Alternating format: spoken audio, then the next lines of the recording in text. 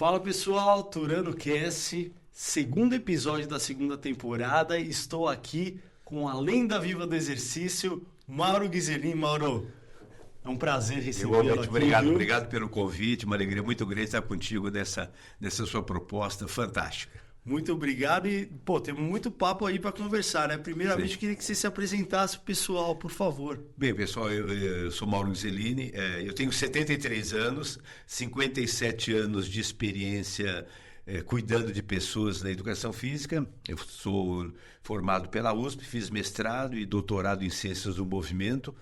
Eu tenho 40 livros escritos, recentemente lancei um livro sobre avaliação do movimento, contando a minha experiência aí junto com o meu filho, que é professor e fisioterapeuta. É um livro de 600 páginas, né, onde a gente dá as orientações para o personal, para o professor, avaliador, professor de musculação, entender um pouquinho mais essa questão do movimento. E dessa minha história toda, né, tive a oportunidade de trabalhar em faculdades, fui professor da USP, da FMU, da FIG, da FEFIS, como professor universitário.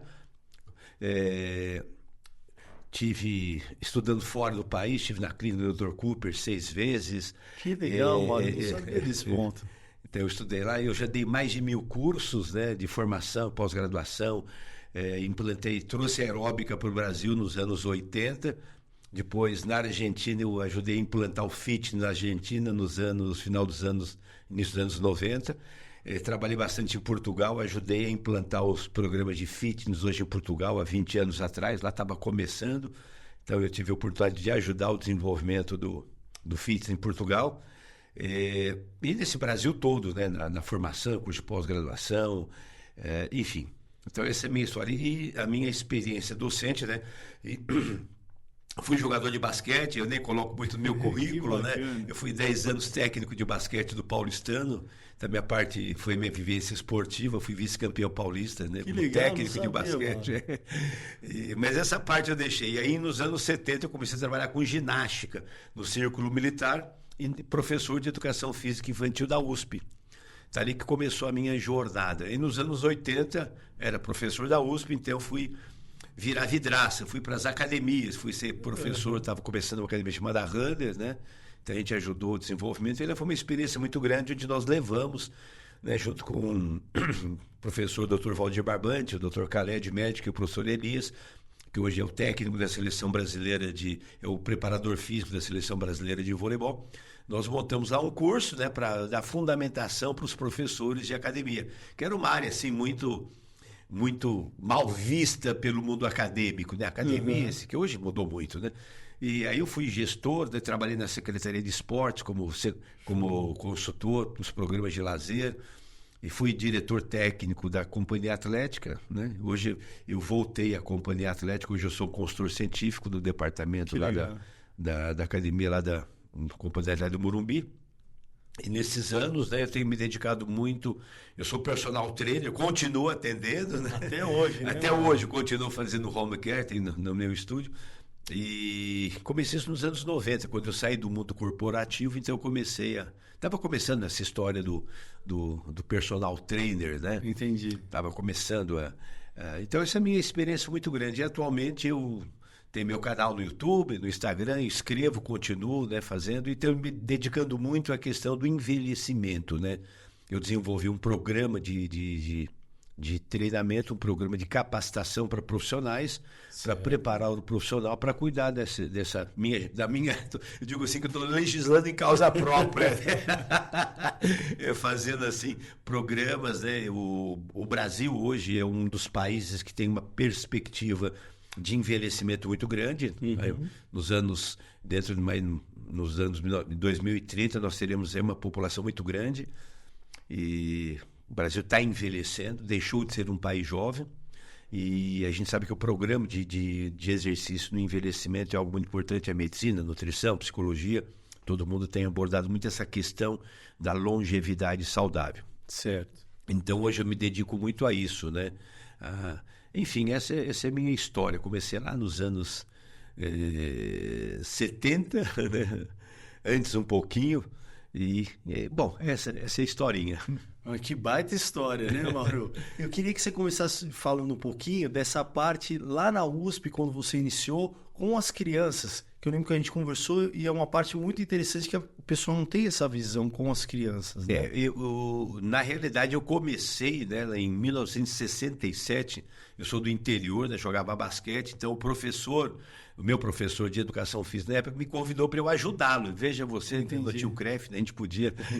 Então, eu treinava à noite e à tarde eu ajudava o professor, ele tinha lá 15, 20 crianças que eu ensinava, eu com 16 anos. Olha só. Né? Então ali eu comecei a minha carreira docente, né? Uhum. E quando eu entrei na educação física, né, na USP, eu comecei a trabalhar com criança, dava aula em escola.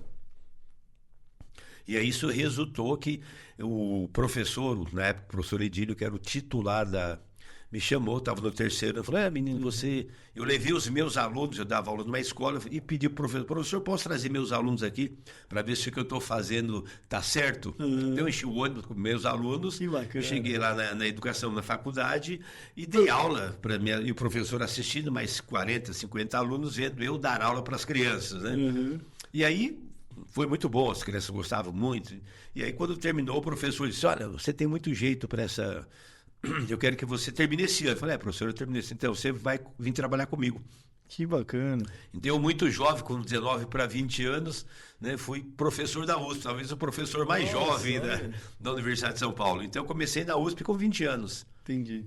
Então, eu comecei a trabalhar com crianças, né, em escola, né, e então essa era a minha disciplina era Educação Física Infantil, onde nós abordávamos a questão que hoje está se falando muito, é que o exercício, né, para a criança começa muito cedo. Então, hoje nós temos aí no Instagram, no YouTube, muitas propostas, né, de estimulação motora, né, de exercício para bebê. Então, na verdade... Agora, isso não é muito novo não, viu, pessoal? Isso em 1896, no século XVIII, século XIX, um médico brasileiro chamado Moncorvo Filho, ele tinha no Rio de Janeiro o Instituto Moncorvo Filho, onde ele desenvolveu um programa na época para crianças com raquitismo. E vejam vocês, o Dr. Moncorvo recomendava ginástica e banho de sol. Que legal. Para cuidar das crianças. Então, eu vi aquilo, né? Depois aí a Janine Levy, depois o Nilman Neurot, depois no começo, né, do século 20, né, 1910, 1915, começaram a aparecer estudos, né? E na Alemanha o Nilman Neurot escreveu um livro chamado Desporto do Lactante, abordando as questões já da estimulação. Ele chamava de desporto, a língua alemã é um pouquinho diferente. E veja que o doutor Moncorvo, Kaique, ele falava, olha que coisa interessante, que a ginástica era um fator de desenvolvimento cerebral da criança. Olha só. Hoje a neurociência está discutindo isso, mais recentemente. Você veja a cabeça desse... Então, a minha história começou aí, né? E aí eu fui fazer um projeto de estimulação para crianças na Santa Casa, né, com as crianças subnutridas, levando essa proposta de estimulação. E também fiz alguma coisa, eu tinha uma ideia, né, um projeto lá da USP, que era levar a estimulação, que a gente chamava de estimulação neuropsicomotora, né, para as crianças das creches. E tem um fato interessante, né, que para a criança pequena é muito importante essa questão da estimulação, não só motora, mas estimulação socioafetiva. E você via na prática a diferença? A diferença. Nós tivemos alguns casos bem interessantes, né? Por exemplo, na Santa Casa chegavam as crianças subnutridas, era um problema muito sério, né?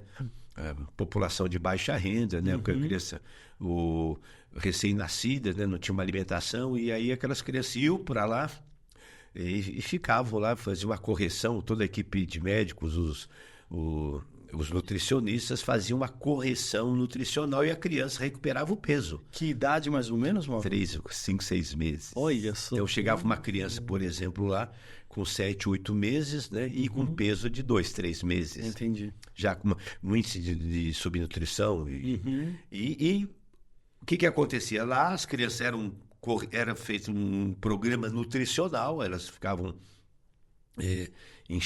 na instituição, né, e ficavam lá nos bebê conforto, olhando para o teto, né, e aí eu chamei os pediatras e falei, olha, vocês estão corrigindo a parte nutricional, ok, mas olha, a criança está sem estimulação. Perfeito. Então, nossa, olha, coloca um objeto aqui, faz assim, veja, ele precisa da estimulação neuropsicomotora junto com a parte nutricional. Porque um caminha sem o outro. Não adianta eu corrigir, porque ele não é um bichinho. Coloca ele na jaula, levanta a comidinha e ele engorda. Exatamente. Né? Não é um objeto, não é um sujeito de estudo, de pesquisa, efeito, né? Ele precisa de estimulação. E o outro aspecto importante também, né, é a questão afetiva. Porque quando o pai, a mãe estimula a criança, esse contato corporal por meio do movimento, da conversa, da fala, do calor humano, isso é um fator de equilíbrio emocional. Tem um estudo muito interessante lá dos anos 50, 60, muito antigo, do Ehrenfeld, o nome era Ehrenfeld, e ele fez, eu não lembro bem, ele fez um estudo com crianças de hospitais, né? Então ele descobriu uma síndrome chamada síndrome de nanismo por carência afetiva. Olha só. Então as crianças, né, e a variável que eles descobriram na época é que as crianças que estavam institucionalizadas, eles não tinham contato afetivo. Tinha alimentação, então eles criou essa chamada síndrome de nanismo por carência afetiva, né? Então, quer dizer, a variável era assim, uma criança ela pode ter uma alteração no crescimento, olha que coisa louca, né? Por uma questão afetiva emocional. Que é uma coisa que se mantém nas outras idades, não só criança, né? Só criança.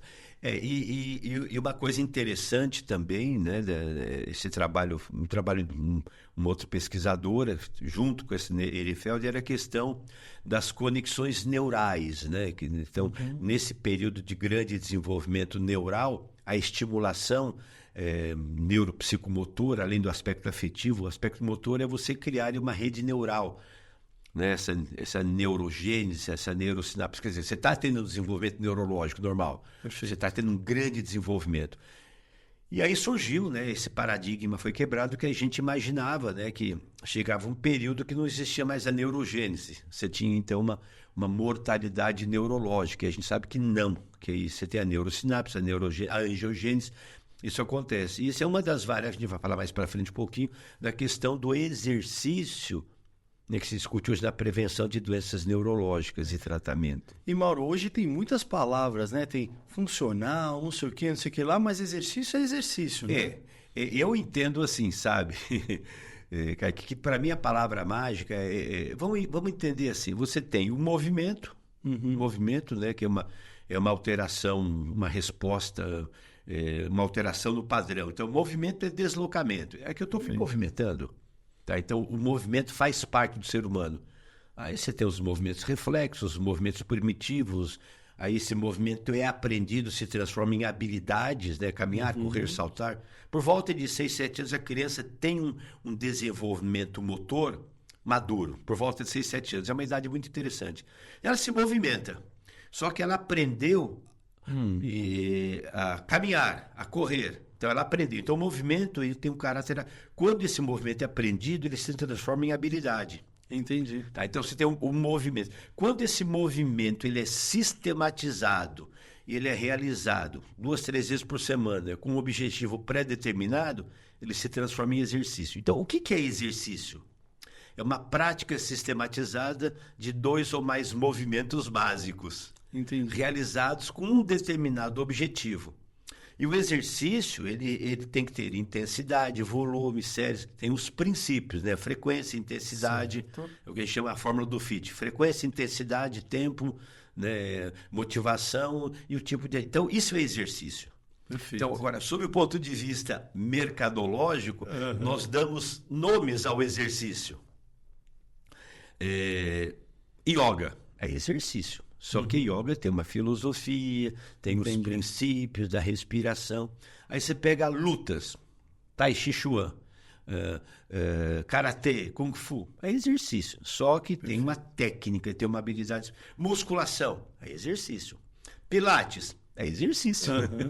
Só que o exercício ele se transforma, e hoje a gente chama em modalidades de exercícios. Entendi. Sabe, é uma terminologia mais contemporânea, porque da mesma forma que nós temos modalidades de exercício, de esporte, você tem esportes aquáticos, esportes terrestres, esportes com bola, esportes com raquete. Tá. Né? Então você tem as modalidades esportivas. Que seriam subcategorias? Subcategorias do exercício, esporte. né? Você pega esporte. Exercício. Você tem lá as modalidades. Então você tem aí... Aí você tem... Quando esse exercício ele é organizado, sistematizado, ele se transforma num programa de exercícios. Ou no método de treinamento. Entendi. Sabe? Então você tem... É toda uma organização metodológica. Perfeito. E que pode ser feito e deve em qualquer idade, né? Em qualquer idade. E eu vejo que você, assim, ao longo da sua carreira, você pegou os extremos que são os mais difíceis, criança e idoso, né? Exatamente. Quer dizer, ao longo desses 57 anos, né, eu tive a oportunidade de trabalhar com criança, adolescente, adulto e idoso. Né? Mais recentemente eu tenho dedicado mais a adultos e idosos, né? E procurando realmente, assim, pela minha experiência, né, criar propostas e orientações para que as pessoas entendam o processo de envelhecimento, entendam o adulto e idoso, né, e as suas necessidades. Porque quando é adolescente, 20, 30 anos, tá lá no auge, aí faz exercício, não se machuca, aí vai ficando mais velho, as coisas vão complicando, fica mais difícil, né, mano? Isso é bem interessante. Porque, na realidade, o exercício... Qual o exercício? E até existe um mito muito interessante, né, sob o ponto de vista até mercadológico, né? Exercício para idoso, exercício para cardiopata, exercício para hipertenso, exercício para diabético, exercício para grávida, exercício para mal de Alzheimer, para mal de Parkinson. Bom, exercício. Então, um exercício que um idoso faz, por exemplo, vamos pegar o caso da musculação. Certo. O mesmo exercício feito pelo idoso é feito pelo bodybuilder. É verdade, é verdade. Supino. Você pode ver um idoso lá de 80 anos fazendo um supino sentado na máquina e você vê o bodybuilder lá fazendo... É o mesmo. O que vai mudar é intensidade e volume. E o objetivo específico. Então, na realidade, o exercício ele tem essa característica. Ele é ajustado de acordo com... as metas, objetivos e necessidades. Perfeito. Sabe? O que eu necessito? Né? Então, aí é a arte de escolher. E eu queria que você comentasse um pouco sobre a sua metodologia, que você criou uma metodologia que tem um grupo de 7 exercícios, é isso? Comenta um pouquinho para a gente, Então, por favor. o que eu descobri, né, nesses 57 anos? Né? Eu fui ao longo do tempo, eu fui procurar várias técnicas, né? Desde que fui conhecer reiki, fui conhecer macumba, onde tem movimento eu fui ver o que tinha. Né? E eu fui conhecer as técnicas corporais chamadas holísticas, né? Eu fui conhecer os exercícios tradicionais, então eu transitei em várias modalidades para entender um pouquinho, né, essa questão do exercício. E aí eu vi que você tem um exercício que vamos chamar assim, que são mais densos. Certo. Então, por exemplo, o grupo 1 é o exercício com música. Se nós analisarmos culturalmente, né, a música e o movimento é uma linguagem universal. A pessoa pode não entender o português, mas ele entende a mulata sambando. Ele diz assim, eu gosto de samba. Quer dizer, ele não entende uma palavra em português, mas ele consegue entender e sentir a comunicação que a música transmite e que o movimento chamado samba, né? Então, se você for lá no interiorzão da África, você não pode entender nada, mas você vê que eles estão lá no batuque, né? Os indígenas, vejam, os seus indígenas, os índios estavam lá quietinhos, né? Fumando seu cachimbo da paz e tal. Aí o chefe lá, o Morumbi Bichá, falou assim, espera um pouquinho, vamos pegar a turma, vamos pegar a tribo vizinha. O que o chefe fazia? Dança da guerra. Tum, tum, tum, tum, tum, tum, tum, tum, tum, tum, tum. Botava os caras mais em círculo e começa. Tum, tum, tum, tum, tum, tum, mexendo com as beta-endorfinas, com a adrenalina aumentando, com a enesma catarse, daqui a pouco estava todo mundo pronto para a guerra. Show. Música e movimento. A música e movimento para a guerra.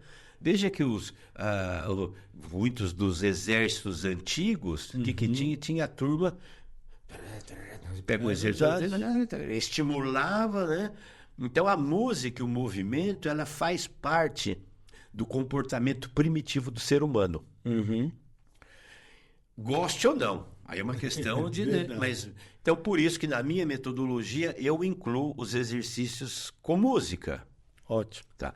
E hoje a gente tem aí já alguns estudos mostrando, né, essa relação do movimento global com a música. Então você tem múltipla informação sensorial. Quando você tem a música e você coloca essa música dentro de uma estrutura rítmica e de exercício, você tem que ajustar o pulso da música, né, o andamento da música, ajustada ao movimento. Então você tem uma múltipla coordenação sensorial. Entendi. Sabe? Então são os ajustes sinestésicos, que a gente chama de perceptivo. Você percebe, perceptivo, perceber, interpretar. E, obviamente, tem o lado expressivo, emocional da música. Então, é claro que e aí, qual que é a música boa? Aquela que você gosta. Para cada aluno. Para cada aluno, né? Então, por exemplo, eu tinha alunos, né, que eu cuidei, né? E lá o seu Farra, ele gostava de música clássica. Então fala, seu Farra, nós vamos treinar hoje com qual música? Beethoven. Pegava lá o CD, fui Beethoven, e estava o fundo musical. A família que eu cuido hoje, o casal, né? Ele gosta muito de jazz e gosta muito de bossa nova. Então, quarta-feira estava dando treino para eles. Eram os exercícios de alongamento, de fortalecimento. O fundo musical, o que era com aquele... Bossa nova. Que legal. Então, de fundo musical na casa dele, a gente se exercitando. Mais confortável. Segunda-feira, eu digo, vamos treinar com isso. O que eu fiz? Eu fui lá no YouTube, peguei uma seleção de dance music, que a esposa dele gosta. Né? Então, nós fizemos uma aula de step, né? Com a música, com dance music. Que legal. Então, essa minha metodologia, depois tem o grupo 2, são as máquinas, exercício com máquinas e aparelhos. Dito musculação. Você pega o método Pilates tem os aparelhos, o Reformer, o Cadillac, o Barefoot. Então, é exercício do método Pilates, tem exercícios com máquinas e aparelhos. Tem a musculação, tem lá o girotonic, enfim, tá? Aí o grupo 3 são os exercícios com peso do próprio corpo e acessórios. Não chamo de funcional. Tem outros nomes, né? Mas para mim é exercício com peso do corpo. Perfeito. E, por exemplo, calistenia. Você vai lá no aquela turma que faz a calistenia hoje, não tem bola, não tem... Não, é o corpo, é flexão de braço e de repente você vai lá na barra, se pendura na barra. Então, o exercício... Depois nós temos veja que aí você vai... O grupo 4 são os exercícios que eu chamo de os alongamentos globais suaves. Você vê isso no Tai Chi Chuan, você faz um movimento e alonga. Entendi. Puxa. Então são exercícios para você fazer um ajuste corporal, trabalha com a consciência corporal, com a respiração. Pode-se usar numa fase de aquecimento, mas é para você fazer um trabalho mais suave. Não tem a intensidade, a força, mas é para você colocar o corpo no alinhamento, no ajuste, trabalhando com a mobilidade, com a estabilidade, com a respiração. Inspira, alonga, suave, mantém e puxa e volta. E sentir o seu próprio corpo, porque hoje em dia o pessoal às vezes está fazendo um exercício, conversando com a pessoa do lado, a cabeça está lá. Exatamente. Né? E muitos pesquisadores hoje falam dessa conexão redundante, corpo-mente, né? Você está trabalhando aqui, então se interioriza. Então, por exemplo, né, já tem muitos estudos da musculação, quando você se conscientiza, você foca na contração muscular, você tem maior ativação. Que bacana. Sabe? Então, você tem uma maior ativação, quer dizer, você faz com que os impulsos neurais favoreçam o recrutamento. De forma consciente. Entendi. Você vê que o método Pilates, quer dizer, que foi criado por Joseph Pilates há mais de 100 anos, o método Pilates é uma coisa muito interessante. Ele tem os 6 princípios, que é consciência, controle, respiração, fluidez. Então, o Pilates, olha que coisa interessante, ele era um leigo, né? Ele não escreveu nada, não fez doutorado, mas era um prático. Entendi. Ele desenvolveu mais de 600 exercícios que serviu de base, que hoje você tem as variações, até o pessoal está estudando o Pilates. É a mesma coisa em yoga. Você pega yoga e tem mais de 5 mil anos. Uma coisa que funciona há mais de 5 mil anos. Então, o Pilates é uma coisa muito interessante. Ele falava muito na consciência corporal, na consciência. Ou seja, no método Pilates, você não faz muitas repetições. Entendi. Então, o que o método Pilates faz? Ele prima pela variação do movimento, não pelo número. Então, você pega, por exemplo, o core. Tem lá, você faz 8, 10 repetições, muda o exercício. Sabe? Ele quer que você não faça o movimento automatizado. É claro, quando você aprende o movimento, né, a terceira fase, a gente chama de fase de automatização. Você não precisa pensar para fazer. Você automatizou, porque a sua coordenação está muito boa. Entendi. Você pega o aluno iniciante, ele está, chama na fase cognitiva. O que é? Ele precisa pensar muito. Você fala, faz, ele levantou o ombro. Não, abaixa o ombro. Não. Então você precisa dar muita informação. Então ele erra muito, porque ele não memorizou. Entendi. Depois, numa segunda fase, que a pessoa está treinando, ela já erra menos. É fase, chama associativa. Ele já entende mais, já percebeu que o ombro está assim, que o cotovelo está lá, que o pescoço não está projetando. Né? Mas a terceira fase é aquele que você coloca no automático. Você chega lá, o professor não precisa corrigir, não precisa, porque o aluno já incorporou a técnica de execução. Então, isso é o que a gente pretende que todo mundo consiga. Então, esse é um ponto interessante, né? Então, todo movimento, ele tem um componente consciente. Perfeito. Diferente do movimento reflexo, é que você não pensa. Você levou você tropicou, você vai, vou fazer o ajuste, não. O teu corpo se vira e te coloca, tenta te colocar na posição postural. Então, esse é o grupo 4, né? Perfeito. O grupo 5, a gente chama dos exercícios respiratórios. Tá. O que acontece? Todo exercício, quer dizer, o ser humano, ele por natureza, ele é aeróbio. Sem oxigênio a gente não vive. Que é o principal nutriente. É o principal nutriente. Então, na nutrição chega um momento que o oxigênio entra para produzir energia para aquele exercício. Mas nós somos seres aeróbios. Quando lá o Pasteur descobriu as bactérias aeróbias, né, que ele que usou a primeira vez o nome, que ele viu que tinha bactérias que morriam na ausência de oxigênio. Então ele chamou de bactérias aeróbias. Aí surgiu o termo aeróbio, né, lá atrás. Então nós somos seres, nós ficamos muitos dias sem comer, jejum, né, um mês aí, a pessoa faz um mês de jejum. Sem água, não. Água não. Água não, tem que beber água. Então, sem comer a gente fica muito tempo, sem água não. Né? Agora, sem respirar, não dá para não dá. Vou fazer um jejum respiratório. Vai embora. Você muda de plano. Né? Então, não existe o jejum respiratório, existe o jejum alimentar. Você fica sem comer muito tempo, né? Sem beber água alguns dias, mas sem respirar, não. Então, esse é por isso que a gente coloca na metodologia o exercício respiratório. Perfeito. Primeiro que o aluno precisa aprender a associar a respiração. Inspira, expira. Você sincroniza a respiração com a contração muscular. Esse é o nível 1. O outro é você tomar consciência da respiração. Hoje em dia ninguém sabe respirar, mas não sabe, né? Então, quer dizer, ele respira de forma inadequada. Quer dizer, o que acontece? O nosso corpo, ele automaticamente a gente respira. Eu estou falando aqui, eu estou respirando 12 a 15 vezes por minuto. Agora, quando eu preciso utilizar os músculos respiratórios numa situação terapêutica, numa situação de treino, a história é diferente. Então, por isso que eu coloco, eu digo assim, toda aula, na minha metodologia, eu começo respirando. O cara está respirando, mas eu enfatizo. Por exemplo, inspira, tira a atenção. Você diz assim, inspire. Está com problemas emocionais, seguramente. Então, está preso aqui. Então, é importante, inspira. Então, por isso que eu coloco os exercícios. O grupo 6... São os exercícios de descontração e toque suave. Entre as terapias corporais, quer dizer, muita gente, às vezes a pessoa não consegue descontrair sozinho. Então você precisa fazer uma liberação miofascial, Que o músculo tá travado. Tá travado, quer dizer, a pessoa tá tensa, então solta o ombro, ele tá assim, eu tô solto, não. O ombro tá na orelha, guarda assim, né? Então o trapézio tá hiperativado, porque aqui é uma região de tensão.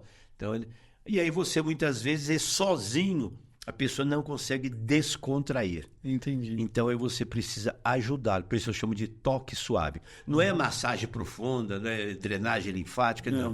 É ajudar uma informação tátil-sinestésica, né? A pele é muito sensível, um pouquinho mais profundo você chega na face. A face é aquela capinha que quando você pega a picanha lá, né?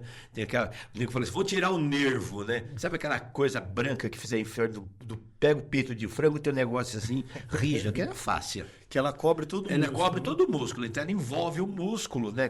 Por fora, depois dentro do músculo. Então, é uma estrutura muito rica, ela é muito sensorial. Entendi. Muito sensorial. Inclusive, né, o pessoal discute muito hoje, né, que a fáscia ela tem uma memória emocional. Olha que bacana. Isso é muito interessante. Então, os nociceptores, né, então, a fáscia ela tem muitos órgãos sensoriais. Né? Do jeito que o órgão, para vocês entenderem, o órgão sensorial, você tem os esteroceptores, um nome bonito, né? É aquele órgão que faz, vocês estão escutando. Então, tem os órgãos sensoriais da audição. Perfeito. Tá frio? Os esteroceptores da pele falam assim, opa, tá frio. Põe a blusa. Então, ele te dá informação e você precisa fazer alguma coisa. No músculo tem as mesma coisa. Esta fáscia, essa pelanca, né? Popularmente falando, né? Não é a gordura, não, né? Você tem a pele, a gordura, e você tem a pelanca, que envolve o músculo. Ela é muito sensível. Olha só, mano. A gente não sabia disso algum tempo atrás, né? Então, o pessoal acredita, né, que muitas vezes, né, essa sua tensão, essa sua ansiedade, isso gera uma alteração miofascial. Quer dizer, todo sentido.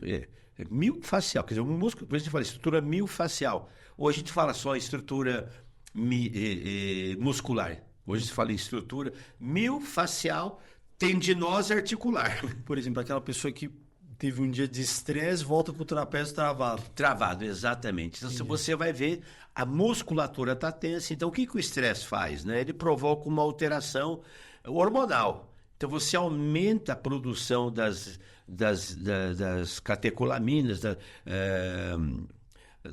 dos hormônios do estresse. Isso provoca um aumento da frequência de estímulo involuntária. É uma resposta de proteção.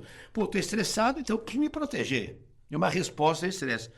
Tá? Então, por isso que a gente coloca o toque suave, ajudar pelo toque, pela respiração, pelo toque, a tirar essa tensão muscular. E o grupo 7 é o relaxamento. Né? Porque a gente fala muito contrai. O nosso músculo, viu, pessoal, vocês que treinam, o nosso músculo só entende uma ordem, contrai. Entendi. É o que o músculo entende. Uhum. Por isso que você precisa alongar o músculo, ele não sabe alongar. Entendi. Sabe? Então você precisa por técnicas, um exercício excêntrico, uma técnica de alongamento passivo, né? O relaxamento ele é uma alteração neuromotora. Então você faz com que o cérebro, né? Você vai mexer lá no parasimpático, né?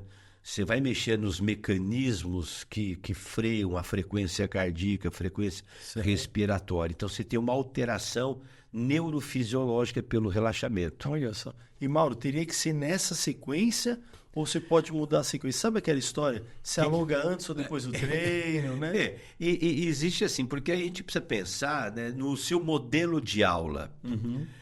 Por exemplo, você não vai fazer um relaxamento, respiração, depois vai lá, pessoal. Não. Entendi. Então, existe uma ordem. Faz sentido. Né? Então, a escolha dos exercícios, por exemplo, os exercícios de peso do próprio corpo, acessórios, máquinas, eles fazem parte do foco central da sua aula. Uhum. Porque quando você treina, eu estou treinando para quê? Cada um tem um objetivo. Tem um objetivo, né? Então, você tem assim... O treinamento, o seu objetivo, assim, eu quero 70% das pessoas que treinam por uma questão estética, sim, emagrecimento. Então, aí você tem assim, quais os melhores exercícios que ajudam a emagrecer? Você fala assim, alongamento suave, respiração. Professor, o gasto calórico disso é desse tamaninho. Tem que subir a frequência. Tem que subir a frequência. O que sobe a frequência? Exercício com música. Sobe.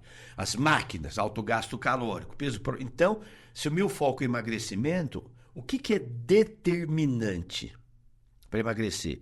É o que a gente chama de capacidade biomotora. Para emagrecer, eu preciso aumentar o quê? A minha endurance aeróbia. Por quê? Eu aumento o consumo de oxigênio, aumento a produção das enzimas queimadoras. Perfeito. Percebe? Então, eu aumento o gasto calórico, 10, 12, 15 calorias. Então, o exercício aeróbio é bom. Exercício aeróbio. Como é que eu treino? Eu posso treinar o aeróbio com a dança, com a esteira, com a bicicleta. Percebe? Então, é muito importante, né, quando o nutricionista, quando o professor vai montar um programa, ele vê assim, o que é determinante? Perfeito. Determinante é a força muscular é determinante para o programa de emagrecimento. Por quê? Aumenta a massa muscular, evita que a massa muscular diminua pelo exercício de força. Então, você tem que ter treinamento de força. Aí eu vou lá no meu modelo. Qual o exercício que treina a força? Musculação. Pilates. Percebe? Então, eu tenho essa é a magia. Como na nutrição, você tem que fazer o prato. Essa refeição é composta do quê? É a mesma coisa. É a mesma coisa, é tudo muito parecido. Eu vou comer salada primeiro com uma carne, depois com uma salada. O teu estômago não sabe o que vem primeiro e vem depois. Exatamente. O que você gosta mais? E, Mário, que eu vejo que as pessoas hoje em dia, não sei se maioria, não sei, mas muitas pessoas deixaram de lado aquela parte da anamnese, que é você entrar em contato com a pessoa para saber o objetivo dela e poder montar essa estrutura. Porque às vezes, sabe aquele negócio, ó, tá aqui o seu treino, tá aqui sua dieta e não fez uma boa anamnese. Exato. Né? Isso é todo programa de treinamento, sabe, que aí começa com uma boa anamnese, com diagnóstico. E agora eu vou lavar roupa suja. Vamos lá. Infelizmente, muitos profissionais, muitas academias não fazem uma boa anamnese. E dentro da anamnese inclui a avaliação. Perfeito. Quer dizer, um bom nutricionista não prescreve uma orientação nutricional sem saber o que ele come, o que ele gosta, o que ele não gosta. Então, eu preciso saber desses aspectos. Porque a carne é bom para quem gosta. Eu não como carne vermelha de vaca. Eu gosto de carne de porco. Sabe? Então, eu não como muita proteína, então frango. Então, eu não posso ver frango na minha frente. Então, essa questão que você colocou é muito importante, a anamnese. Porque na anamnese eu vou perguntar, inclusive, que exercício você gosta? Ele pode dizer, nenhum.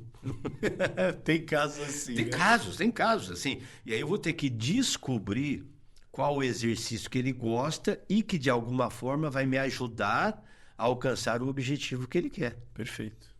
Então, esse caminho é muito interessante. Né? Você tem um objetivo, né? Aí você tem o que é determinante em termos de capacidade para que eu alcance o objetivo. Vamos dizer assim, olha, eu sou muito tenso. Essa família que estou cuidando, por exemplo, muitas vezes ele diz, professor, vamos fazer aquele alongamento, ele chega com a maca. Olha. Ele chega com a maca, ele tem lá. Então, inclusive, eu falei que era importante a luz. Ele mandou colocar um sistema de luz, a luz azul. Então, ele põe a luz azul no ambiente e nós vamos fazer o quê? Se eu não soubesse técnicas de descontração, técnicas de relaxamento, eu não conseguia segurar o freguês. Entendi. Percebe? Agora, no outro dia, é musculação. Você vai variando. Claro. Né? Dá para comer arroz todo dia? Dá para comer carne? Você tem que enjoar, tem que variar. E, Mauro, muitas vezes a pessoa não sabe qual que é o objetivo dela e você tem que ajudar ela a encontrar, não tem isso? Tem. E uma coisa interessante, eu digo assim, existe o objetivo e o subjetivo. Que bacana. O que está escondido. A pessoa diz assim, professor, eu estou aqui que eu falei com o nutricionista, ele recomendou o exercício, eu quero emagrecer. Tá bom. Pergunta matadora. Por que você quer emagrecer? Ah, professor, o meu marido está olhando só para as magrinhas, eu estou gorda. Ah, professor, todas as minhas amigas são magras. É uma questão social. Uhum. O mundo não gosta de gordo. A gordofobia. Uhum. Professor, eu que emagrecer porque eu daqui a 3 meses vou ser madrinha e eu estou no 44 e eu preciso entrar no 42. É uma questão social. Sim, com certeza. Então, e tem uma coisa interessante. Então, o objetivo, ele esconde os subjetivos. Uhum. Eu quero treinar porque um caso interessante. Quando eu comecei como personal trainer, eu cuidei de um executivo e ele me procurou e na amnésia eu disse: por que você quer treinar? Eu disse: olha, professor, tem alguns, eu vou te contar por quê. Eu gostaria muito de fazer a São Silvestre. Correndo, eu gostaria, tem na minha cabeça, assim, participar da Ação Silvestre. Você já fez, Mauro? Não. Eu não gosto de correr. Eu não gosto de correr. Eu gosto de dançar com música. Entendi. Eu nunca gostei de correr. Eu corri uma vez 10 quilômetros porque eu tinha que ganhar nota lá na USP para participar da volta universitária. Aquela subida da biologia, quase morri. Aquela subida da biologia. Veja, esse é um caso muito interessante de objetivo. Falei, mas o que mais? Não, é o seguinte, eu tenho uma empresa de outplacement, né?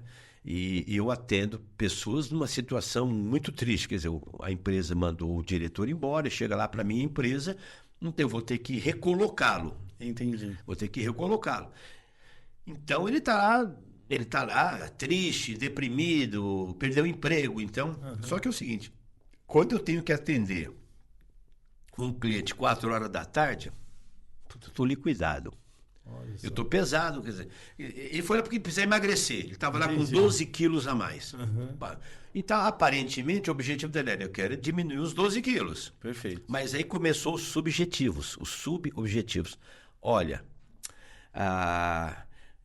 eu gostaria de completar a São Silvestre. Okay. Você pode completar a São Silvestre estando gordo, caminhando. Sim. Aí ele falou assim: olha, eu estou me sentindo muito cansado. Quando chega 4 horas da tarde, eu estou caído. E eu preciso, às 4 horas da tarde, estar com energia, disposição, para atender aquele meu cliente que está pior do que eu. Entendi. Eu estou pior do que ele. Entendi. Percebe? Então, eu preciso melhorar. Falei, e o que mais? O que mais? Me conta um pouco mais. Eu tenho um filho de 12 anos. Falei, tá bom. Eu estou me sentindo tão cansado, tão mal fisicamente, que quando chega sábado, ele fala: pai, vamos lá no parque, vamos andar de bicicleta. Eu falo: não, muito cansado. Eu falei: então, professor, eu quero o pai herói. Desculpe, quem também. Eu estou virando o pai bundão. Olha só. E você foi puxando tudo isso, conversando com ele. Claro, conversando. E foi a anamnese. Foi a anamnese. Então, tudo isso eu descobri. Então, o meu programa era ajudar ele a emagrecer, prepará-lo para São Silvestre. E aí, na época, né? Isso há muitos anos, ele foi fazer aquele programa que tinha aquele controle de peso, como é que é? Vigilantes do Peso. Vigilantes do Peso. E ele foi lá no Vigilantes do Peso, né? Ele falou: eu já tentei, estou indo no Vigilantes do Peso. Ele já tinha tomado essa alternativa. E estou gostando e tal, aquele grupo, né? Fazer aquele grupo, conversa, tem todo um apelo emocional, me parece, né? De ajuda e tal. Então, isso foi um caso muito interessante. E aí ele foi melhorando. Um dia ele chegou e disse: professor, eu estou me sentindo tão bem que eu vou escrever um livro. Olha que legal. Vendo o seu peixe. E esse livro foi graças às mudanças que ele conseguiu ao longo do tempo. Então veja como um programa de treinamento tem uma abrangência. Foi além das gordurinhas. Ele depois de ano conseguiu fazer a São Silvestre caminhando, voltou a treinar, emagreceu. E aí um dia ele falou assim: professor, esse programa está sendo muito bom. Eu falei: por quê? Eu entrei no prédio lá, a assessorista falou assim para mim: seu fulano, você está muito mais alegre, não? Você é um rabugento. Ai, que bacana. Então, Mauro, além da parte física, você trabalha muito essa parte energética e emocional junto também, Sim, né? porque o ser humano, né? Eu tenho uma frase que eu uso, sabe? Que é assim: você quer ter sucesso cuidando das pessoas, vá além da mitocôndria. Muito bom. Porque na hora que a gente parar de produzir mitocôndria, a gente morre, né? Sim. Não produz mais energia. Quem produz energia é mitocôndria, a nossa usina. Se ela não produzir energia, eu estou morto.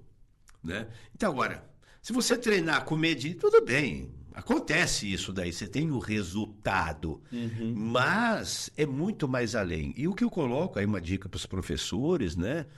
É uma coisa interessante, é que o personal trainer, o professor, um pouquinho diferente, não é melhor nem pior, isso é importante a gente entender. Diferente, ele não dá alta. Isso é uma coisa interessante.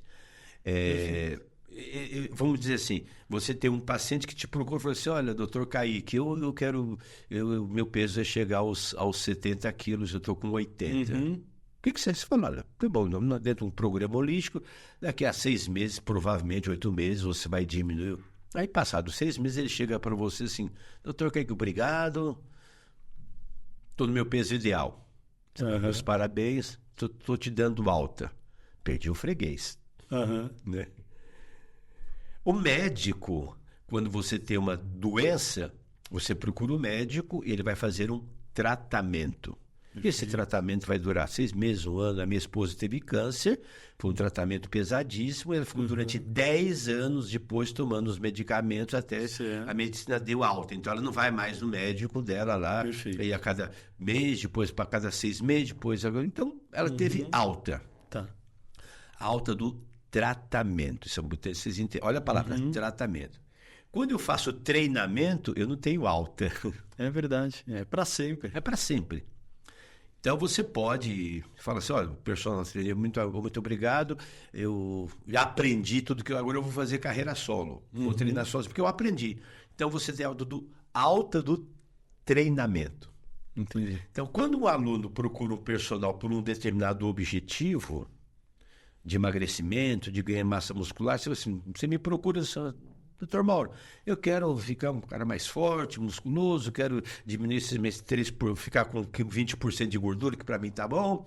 Tá bom. Passado 1 ano, digo assim: doutor Kaique, chegamos àquilo que você estava buscando comigo. Você está com 18% de gordura, seu peso tá legal, meus parabéns, tchau. Então eu digo assim para os personal trainers: eu cuidei do Dr. Arthur 20 anos.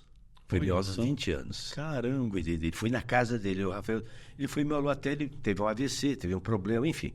20 anos. Eu tenho paciente que eu atendo há 10 anos. Há 10 também. anos. Então você vê, então, o que é a longevidade? Por que ele está com você há 10 anos? Criou dependência? Não, ele criou um relacionamento de confiança. Perfeito. Então, esse é o nosso desafio como personal trainer, como nutricionista, como médico. Né? Você mantém um relacionamento longevo. Você pode não ir. Depois de você acabou o tratamento, você não vai todo mês, mas você mantém um relacionamento com aquele. Não precisa, você liga para o médico. Então você mantém. Eu quero fazer um acompanhamento nutricional. Eu quero fazer um controle médico. E no caso do exercício, a palavra é: você prescreve tratamento por meio da alimentação, dieta. Eu prescrevo treinamento por meio do exercício. Então são os meios, né? Então o procedimento é muito parecido dos profissionais da área da saúde. Entendi. Um faz tratamento e outro faz treinamento. Muito bom, Mauro. E vamos falar de alguns casos? Tem vários casos que você já me contou, achei muito interessante. Tem algum que foi mais marcante? Tem alguns interessantes, né? Tem um, quer dizer, eu posso falar o nome dela, quer dizer, pode ser fictício, né? Fui procurado por uma senhora, né? Me ligou. Eu cuidava de uma senhora, a dona Meca, ela jogava tênis, né? E aí, de repente, ela começou a ter dificuldade de jogar tênis, estava com artrose, né? Com 73, 74, então ela sentia dores. Falei: o tênis excêntrico, muda de direção, corre, talvez você vai ter que e muito triste, mas talvez fazer um paredão sozinho, mas jogar o jogo, corre, acelera, desacelera, te dá uma curta, uma longa, seu joelho não aguenta mais. Então vamos fazer um trabalho de fortalecimento, e aí vamos descobrir outras coisas. Ela acabou indo descobrindo o Tai Chi Chuan. Olha que legal. Né? Ela frequentava lá acho que o pai deles. Aí ele acabou descobrindo e tal. Aí acabei perdendo a cliente. Entendi. Eu cuidei do joelho dela, ficou em forma e tal, enfim. E aí ela falou, tinha uma amiga, né? Que tinha uma amiga chamada Dona Marilisa, né? Com 83 anos. Então, Dona Marilisa me ligou. Foi a pessoa mais idosa que você já pegou? Não, o seu Farrage com 87. 87? Eu cuidei da Dona Ana com 91, que eu ia na casa dela, 71 anos. Que legal. Então me liga a Dona Marilisa. O professor aqui que me indicou foi a Meia. Tá bom. Eu falei, tá bom. Falei, sabe o que acontece, professor? Eu estou andando muito de 4. Falei, meu Deus. Estou andando muito de 4? Não, professor. Eu estou muito de 4 rodas. 4 rodas. Então, a médica disse que eu estou muito de 4 rodas. Eu tenho 83 anos. E a Meia falou muito bem, que você cuida muito bem, que você é muito eficiente, etc. Enfim, tá bom, então vamos fazer o seguinte. Então vamos marcar a nossa anamnese, o nosso primeiro contato. Vamos marcar então para quarta-feira. E ela no telefone. Não, professor, quarta-feira eu não posso. Mas porque eu frequento uma igreja, eu faço parte lá do grupo de reza, então a gente se prepara. Tá bom, não, tudo bem, respeito. Então vem na quinta-feira. Professor, quinta-feira eu não posso. Porque é o dia que a gente tem o terço. Entendi. Então nós reunimos. Caramba. Quarta prepara, deve ser uma picadora, né? Porque... Então vamos na sexta-feira. Sexta-feira é complicado. Que eu queria já trazê-la, né? Isso era na terça-feira, já vamos resolver o problema logo. Não, professor, sexta-feira... É difícil porque toda sexta-feira a minha cabeleireira vai em casa, ela é muito amiga minha, ela faz meu cabelo, né? E depois a gente almoça junto. Agenda lotada. Agenda lotada. Falei, puta, Aí... Coisas interessantes, né? É uma pessoa que tem princípios espirituais, está envolvida com a vida, tem um propósito muito claro, tem um relacionamento afetivo. E uma coisa interessante, a autoimagem dela é muito boa. Porque aos 83 ela cuida do cabelo, cuida da aparência. Uma coisa fantástica isso. Bom, pessoal, consegui marcar sexta-feira, depois do almoço, né? Aí chega lá no meu estúdio, né? Chega lá, para o carro, desce uma senhorinha toda espigadinha, dirigindo em São Paulo com 83 anos, né? Dirigindo em São Paulo, toda espigadinha, bem, cabelinho já tinha feito, né? Ajeitado. Vamos para a anamnese complementar. Senhor, eu já disse, a médica disse que eu preciso treinar, e etc. Mas, mais algum outro motivo pelo qual a senhora quer se exercitar? Vou te contar. O senhor sabe, eu sou muito religioso. Falei, sei, você já me falou, você é religioso. Então, lá nas quinta-feira, os amigos, quando a gente nós terminamos a nossa oração, então a gente reza o Pai Nosso, né? Levanta o braço e nós começamos. Mas não sei. Foi, Dona Maria, não, professor, eu não consigo realizar o Pai Nosso inteiro com os braços em cima. Meu braço cansa. Vai cansando. Quando eu estou na metade da reza, meu braço está lá embaixo. E ela queria focar nisso. Eu quero ficar em forma, professor, para rezar o Pai Nosso inteiro com o braço em cima. Falei, preciso treinar o deltoide, né? Isometria de deltoide. Muito bom. Esse foi um caso, assim, sensacional. E no final, a Dona Marilisa ficou comigo, depois eu tive que interromper, que eu fui fazer um outro trabalho, passei ela para um outro professor, ela ficou comigo 2 anos. Ela treinava segunda e terça. Segunda e terça. E um detalhe interessante, quando eu coloquei a dona fazer o teste de caminhada, né? O teste de caminhada, o teste básico que a gente usava, ela estava muito destreinada. A velocidade que ela conseguiu foi 2,5 por hora.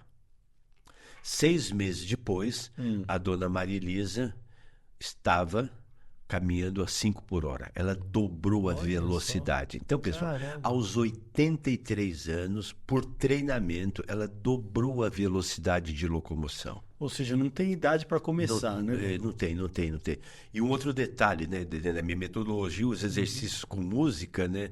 Falei a ela, nossa, professor, nunca imaginei que eu ia conseguir dançar. Estou transpirando, olha que coisa maravilhosa. Olha, que legal. Então, é um caso assim, bem interessante de mudança, né? Ela se permitiu mudar, ela acreditou no médico, depois ela acreditou em mim e a gente foi descobrindo, né, os exercícios dentro da minha metodologia. Então, ela fazia respiração, fazia exercício com música, fazia exercício de musculação, fazia peso próprio. Ela fazia os 7 grupos de exercícios. Mauro, e a pergunta que não quer calar, no final ela conseguiu rezar? Conseguiu rezar. Eu tenho fotografado ela fazendo exercício de abdução de ombro. Que legal. Então, esse é um detalhe interessante, né? Porque às vezes as pessoas não se dão conta, né? Que é possível você mudar, é possível. Esse é um caso, assim, bem... do seu Farrage é um outro caso que ele começou a treinar, foi sedentário até os 87 anos. Certo, olha isso. Né? E quando ele foi o primeiro dia, que para sair, tirá-lo do carro e até levar a sala de avaliação, ele demorou 15 minutos. Nossa, né? olha.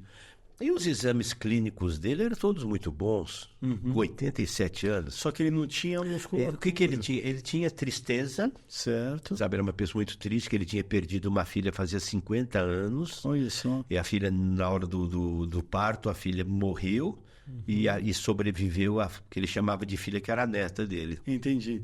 Então ele era uma pessoa assim, que nunca tinha se exercitado, nunca tinha usado tênis, olha que coisa interessante. Olha só. Então ele lá de calça de tergal, camisa de linho, de sobretudo, com sapato com sola de borracha, né? Então eu tenho os filmes dele ali treinando, né? E foi um caso muito interessante porque eu não tinha experiência de trabalhar alguém com limitações. E eu coloquei para fazer o relaxamento no chão e para levantar aquele homem da... Nossa, olha. Quanto pesado ele era? Não, ele não era obeso, não. Ele era uma pessoa assim, rechuchudinho, né? Mas bem, não tinha barriga proeminente. Né? Era uma pessoa com sobrepeso característico da idade. Certo. E com muita todo encurtado, sabe assim, uma pessoa triste, encurtada e fraca. Olha isso. E quanto tempo demorou para trazer ele de volta? 6 meses. 6 meses a gente conseguiu... Eu já vi os resultados, ele treinava 2 vezes por semana, né? Certo. Então a gente conseguiu ver já as mudanças. E aí, as primeiras mudanças, a dona Isabel falou assim: professor, não sei o que você faz aqui.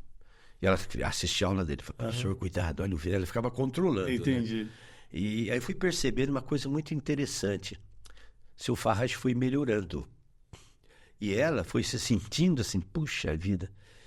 Será que eu não sou tão importante como é que eu era para ele? Olha que coisa. Olha só. Olha que coisa. Sentia assim, começou a sentir assim.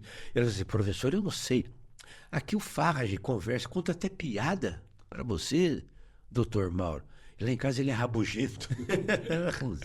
Caramba. Mal-humor, aqui o humor dele. E era uma pessoa assim fantástica, assim, uma pessoa cultural, assim, uma coisa muito interessante, né? E um dia fazendo um movimento lá, né, com música, ele pegou e parou no meio do movimento. Falei: meu Deus do céu, o que eu fiz, né? Parou. Professor, como isso é tão bom? Como é que eu demorei tanto tempo para descobrir isso? Olha que legal, aos 87 anos. E o fato mais interessante, 6 ou 8 meses depois, não lembro muito bem, a dona Isabel chegou um dia e falou: professor, eu trouxe uma carta para o senhor. Trouxe uma carta. Aí eu atendi depois, aí ele escreveu. Eu guardei essa carta, não sei aonde, guardado lá. Ele escreveu assim: professor, hoje é um dos dias mais felizes dos últimos 10 anos.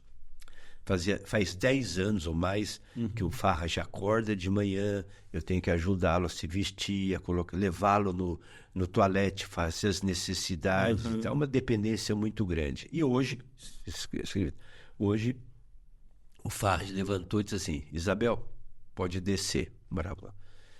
E aí, ela como boa esposa, desceu. 20 minutos depois, o seu Farrage desceu, tinha se trocado sozinho, tinha ido para o vaso sanitário, feito todas as necessidades com independência. Que legal.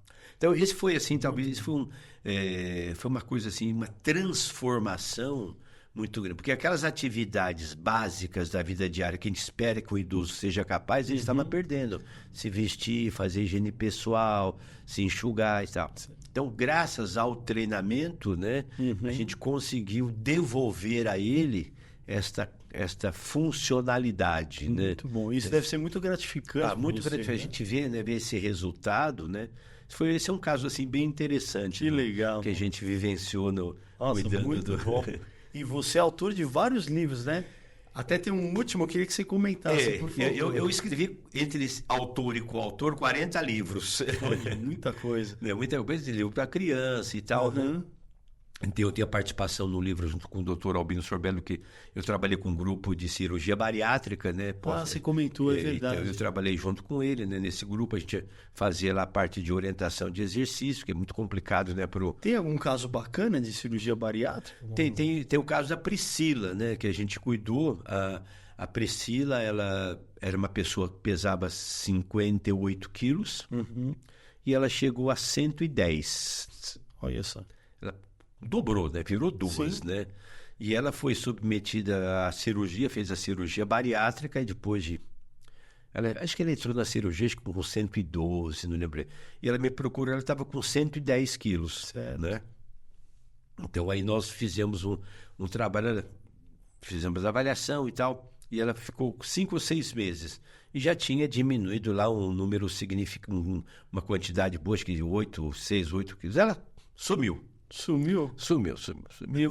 E ficou um tempo fora e voltou, me procurou novamente. Certo. E tinha recuperado tudo aquilo que tinha perdido. Putz. Né? E aí eu falei, bom, então vamos começar tudo de novo. Né? E aí foi quando a gente... olha, você vai precisar de uma ajuda, de um nutricionista. Na primeira fase foi meio na raça, né? Entendi. Nessa fase, eu decidi agora, eu preciso, por uma questão afetiva e tal, que ela visualizou um amor platônico, né? Aí foi o grande gatilho, né? Se eu realmente não conseguir emagrecer, eu não vou conseguir conquistar aquele amor que eu desejo lá da empresa e tal, com garoto. Aí foi o grande gatilho, o grande start. Aí ela entrou num programa nutricional muito bom, teve um suporte psiquiátrico, né? E o exercício. E ao longo de 1 ano e meio, a Priscila chegou aos 58 quilos. Olha só, porque muita gente depois da cirurgia volta, né? Com peso. Então ela pós-cirurgia bariátrica, ela sumiu, recuperou, foi aquele caso que é muito comum. E aí ela entrou nesse processo e a gente conseguiu que ela chegasse aos 58, aí sobrou muita pele, ela fez uma plástica, tirou mais 2, que chegou aos 56 quilos. Caramba, que vitória. O que acontece? Sumiu. Sumiu de novo? Sumiu de novo. E não voltou mais? Não voltou mais, não sei. Priscila, não sei se ela casou, se ela conseguiu o amor que ela tanto desejava. Mas esse foi um caso muito interessante, de sucesso, fracasso, sucesso, né? E ela conseguiu chegar na meta, né, na meta que era chegar aos 50. E uma coisa muito interessante, né? Que às vezes normalmente eu filmo o aluno, eu faço avaliação, eu filmo, enfim, tem todo um procedimento. E estava da conversa e a máquina preparada, né? Porque não tinha o celular, né? Era uma coisa muito mais, isso há muitos anos atrás.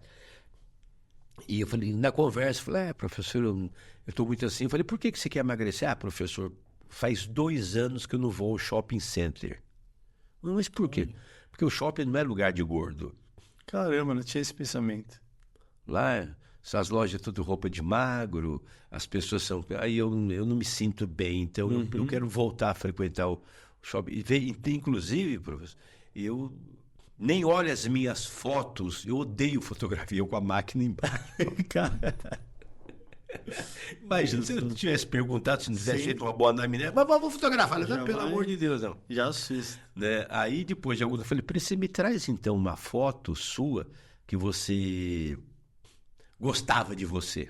Aí ela me trouxe a foto dela lá, magra, né? Magra do jeito, eu era assim. Porque é um incentivo ela ficar olhando também, né, mano? Mas num primeiro momento aquilo era um fator de rejeição, sabe, de fracasso, né? Puxa, olha, senhora, como é que eu fiquei, sabe? Entendi. É uma coisa assim bem pesada emocionalmente. Então era tratar dela recuperar o gosto, recuperar a autoestima, sabe? Passar a voltar a se gostar, né? Então, Entendi. Isso é um desafio muito grande. Quer dizer, é a pessoa ter autoestima, desenvolver autoestima. As pessoas gostam de muitas coisas menos dela, né? Isso é um problema sério. Entendi. E nos livros que você escreveu, você também trabalha essa parte do energético, do emocional? Tem um livro que eu escrevi, um dos livros, chama Integração do Corpo, né? Por meio do o equilíbrio por meio do exercício. É um livro que eu relato as minhas experiências que eu fiz.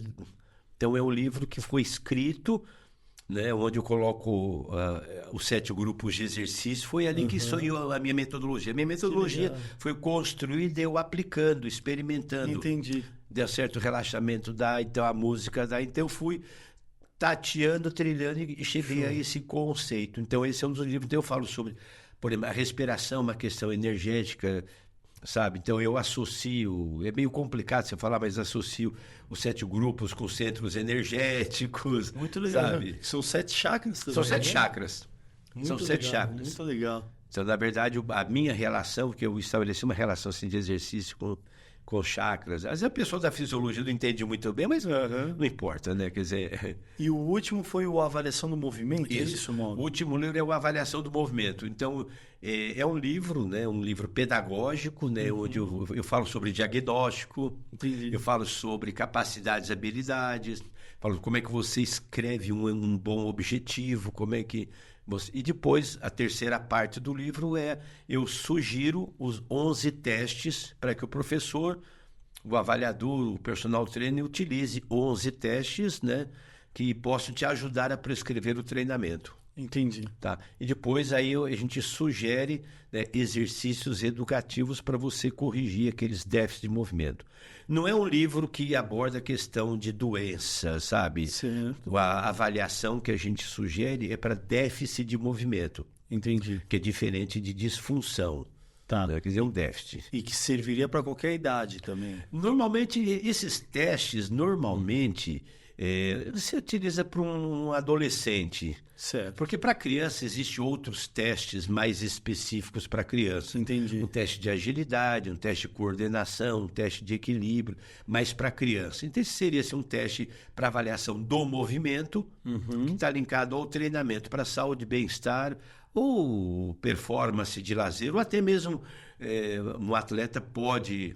Por exemplo, tem lá o teste do agachamento. O agachamento é um exercício muito utilizado. Todo mundo, até o pessoal dizia, o agachamento é o exercício mais completo. Hoje a gente sabe que não é bem assim, né? Porque ele tem algumas ativações que não tanto quanto a gente imaginava, na cadeia posterior, né? Então, quer dizer, os isquiotibiais, né? A parte posterior, ele é pouco ativado no agachamento. A gente achava que não. Hoje a biomecânica mostrou que essa musculatura, por isso que o pessoal combina, por exemplo, o agachamento com a cadeira flexora, com o stiff, né, para fazer o equilíbrio. Então a gente tem um teste, eu ensino como você avalia o teste, eu desenvolvi uma ficha checklist com 11 possíveis déficits. Então o cara que fala, que agacha, ele jogou o tronco para frente. Olha, você está com uma inclinação do tronco muito caída, com uma barra nas costas, pode te trazer problema na lombar. Entendi. Então, vamos corrigir isso daí, tira um pouco a carga, vamos ajustar. Então, a avaliação tem essa finalidade. Perfeito. É identificar os possíveis déficits de movimento como uma das medidas para prevenção de lesões e você prescrever o treinamento de forma mais pontual. Perfeito. Que é aquela avaliação personalizada. Personalizada. Né? Então, é um teste e... No livro a gente dá outros testes, né, numa revisão da literatura, por exemplo, do core. Fala-se muito sobre o core, o que é o core, como é que é o crunch, é core, não é? Enfim, a gente faz um estudo bem grande mostrando outras possibilidades. E na nossa avaliação a gente sugere, então, testes para você avaliar o core, por exemplo. Muito bom. E na área da saúde a gente fala que não dá para parar de estudar, né? Você está na área da saúde, como vai atualizando sempre... Né, Mauro? Veja, eu fui fazer doutorado com 64 anos. Olha só. Então, viajei 25 mil quilômetros, né, para fazer a Unimap, né?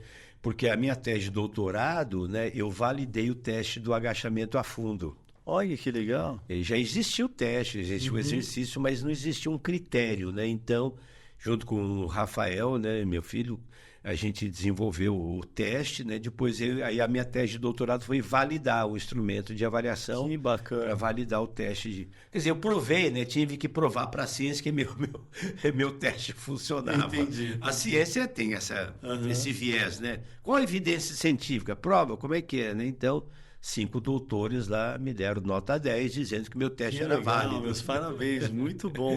E você está nativo até hoje, então você é um exemplo para os seus alunos também, aos 73 anos. Eu tenho 73 anos, espero continuar mais um pouquinho aí, Vai, né? com Apesar certeza. do joelho não sei o quê, da coluna. Uhum. Coisa da idade também. Faz são parte, normais, né? fadiga do material, né? Muito bom. Bom, foi uma aula aqui que você deu pra gente, Mauro. Mais alguma coisa que você quer pontuar? Não, eu acho que para quem está nos assistindo, né, são pessoas comuns, é interessante você que é um praticante, né? O que não tem vontade é saber que a ciência mostra hoje, né, as evidências, os estudos, que o nosso corpo é uma máquina maravilhosa, que ele responde em qualquer idade, né? E eu digo porque a saúde, o estilo de vida, né? A gente tem os princípios, né? Os pilares do estilo de vida, onde a gente diz quais são os pilares, né? Um é o exame médico periódico, então um dos pilares. Então eu estou fazendo uma bateria de exame porque eu tenho um bloqueio atrioventricular, treinei muito, eu sou um candidato a marcar passo, né? Entendi. Vou ter que colocar porque eu treinei demais. Então, Uhum. então eu desenvolvi uma bradicardia que funcional primeiro e agora ela está complicada. Então, minha frequência é 32 batimentos. Caramba, Mauro, olha só. Em auge treinado era 45, agora só que ela diminui por essa função. Então, isso acontece com quem tem um fator genético. Tem muita gente que corre treino a vida inteira. No meu caso, minha mãe colocou marca-passo com 80 anos. Entendi. Então, então eu digo assim, então o primeiro ponto, né, dos pilares, as minhas dicas aqui, é o exame médico periódico de fazer. Às vezes a gente bobeia, né? Então, o check-up. O segundo ponto é o peso, você manter um peso adequado. Nem muito baixo, nem muito, então o controle de peso. O terceiro pilar é a parte nutricional, é você ter uma orientação, comer bem, comer de tudo um pouco de tudo, enfim, então esse é um pilar muito importante. O outro pilar muito importante, né, é a administração do estresse. Com certeza, que isso influencia muito. Como é que você suporta os agentes estressores? É o trabalho, é o desemprego, é o motoboy que vai te assaltar, é o dólar que sobe, é o filho que é drogado, enfim, o ser humano... Porque estresse sempre vai ter. Sempre vai ter. É como você reage a ele, exatamente, né, sabe? Então, é a administração do estresse. O outro pilar é o aspecto socioafetivo, né? É você ter um relacionamento com a sua mulher, com o seu filho, com os amigos. Estou tendo um amigo novo aqui, né? Você estabelecer um relacionamento socioafetivo, isso é muito importante. O outro pilar é o propósito, né? O conceito lá do japonês, o Ikigai, né? Você ter um propósito, eu diria assim, um equilíbrio espiritual, quer dizer que não é você ter não é a religião, isso é uma questão, mas assim, você ter um propósito, você está envolvido com algo significativo. Perfeito. Né? E o último pilar é o exercício. Né? Então... E você falou por último, mas deveria ser o primeiro. Deixa por último, né? O melhor. É o melhor, quer dizer, e na verdade, né, eu sempre digo assim, tem 3 pilares que para mim são muito importantes, né, nos programas de transformação, que é a nutrição, que é o equilíbrio emocional e o exercício. Perfeito. São os 3 pilares. Né? Para você viver assim mais e melhor, né? Hoje é assim, né, Kaique? Hoje o viver mais é uma coisa muito interessante, né? A medicina, se estragou a perna, você colocou a perna nova, fica melhor que a velha.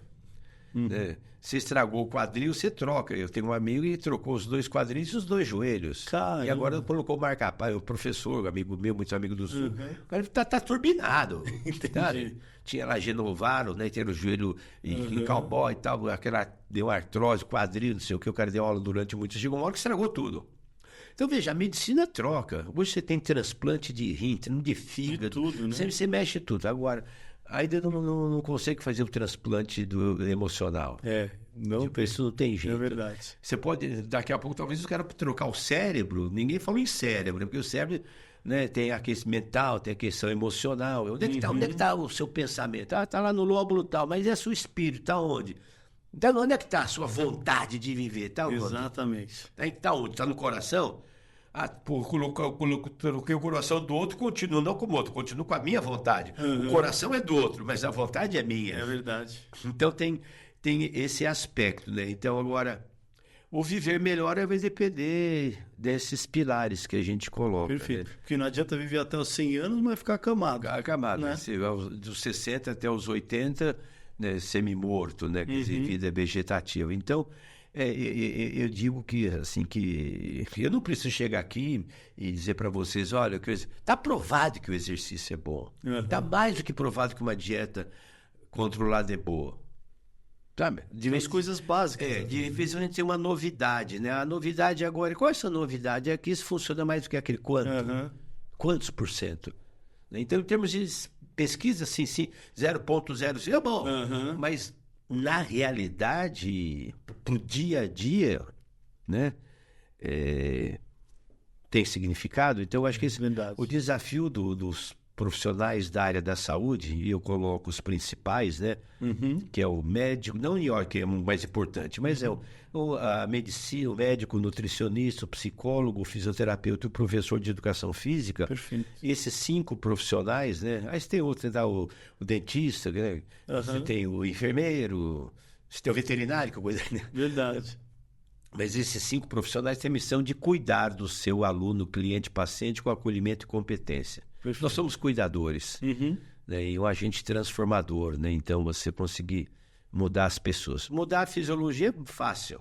Mudar o músculo não é tão fácil. Mudar a gordura não é tão difícil. Mas mudar a essência é o nosso desafio. Muito bom, Mauro. Obrigado, viu? Muito obrigado por ter vindo. É uma alegria. Conta comigo. E foi esse tema aí, né? Viva mais e melhor, que engloba tudo isso que a gente falou. Mais e melhor é sempre assim, a gente pensa, né? Saúde, bem-estar, qualidade de vida, estilo de vida, hábitos saudáveis. Perfeito. E colocar isso com constância na rotina e levar para sempre, né? Mauro, fico esperando pra gente fazer um segundo episódio aí. Me chama pra falar, conta comigo, eu falar sobre o tema. Muito obrigado, viu? Pessoal, uma aula aqui com o Mauro. Eu vou deixar todos os contatos dele, os livros dele aqui escrito aqui embaixo. Quem quiser pode entrar em contato para tirar dúvida, Mauro. Pode, sem problema, tá? Meu Instagram, YouTube, perfeito. Né? O Instagram é Mauro Gzelini, o YouTube é Mauro Gzelini. Tá bom, vou deixar tudo aqui, o canal dele, Instagram, e nos vemos no próximo episódio. Tchau, pessoal, obrigado.